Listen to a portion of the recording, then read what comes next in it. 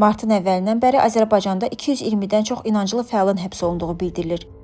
Bu, Azərbaycanın siyasi məhbuslarının azadlığı uğrunda ittifaqın ölkədə siyasi məhbusların sayı ilə bağlı may ayı üçün olan hesabatında öz əksini tapıb.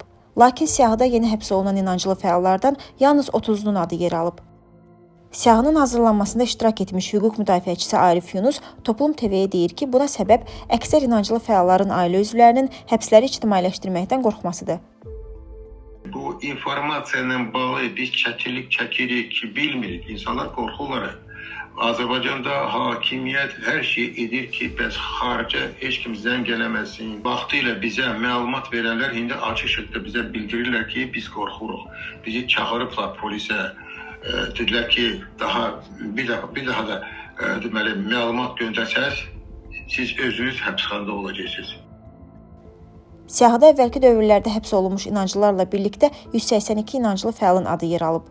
Ümumilikdə isə siyahıda siyasi motivlərlə həbs olunduğu deyilən 328 nəfərin adı var.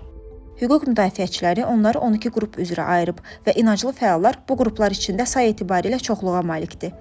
İnancılı fəalların kütləvi həbsi fevralın 28-də ABŞ və İran arasında münaqişənin başlamasına təsadüf edir.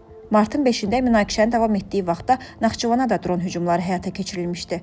İran buna görə məsuliyyəti öz üzərinə almasa da, Azərbaycan prezidenti İlham Əliyev hadisəyə görə İran rəhbərliyini kəskin tənqid etmiş, onları nankör adlandırmışdı. Özlərini alçaq nankorlar kimi aparmaq heç kimə şərəf gətirmir. Arif Yunus inancılı fəalların kütləvi həbsini məhz bu münaqişə ilə əlaqələndirir. Bunlar Azərbaycan-İran münasibətlərin qurbanlarıdır. Həmişə Azərbaycan və İran arasında münasibətlər gərginləşəndə ilk növbədə bunları həbs edirlər. Arif Yunus 2023-cü ilin əvvəlində də Tehranda Azərbaycan səfirliyinə edilən silahlı hücumdan sonra Azərbaycanda yüzlərlə inancılı şəxsin həbs edildiyini xatırladır. Ötən ilin sonunda elan edilən amnistiya aktına daxil edilən siyasi məhbus kimi tanınan şəxslərin sırasında da həmin inancılar çoxluq təşkil edib. Belə ki, amnistiya çərçivəsində siyasi məhbus siyahısında olan 122 nəfər azad olunub, onlardan 118-i inancılıdır. Lakin azad edilən inancılıların sırasında yenidən həbs olunanlar da var.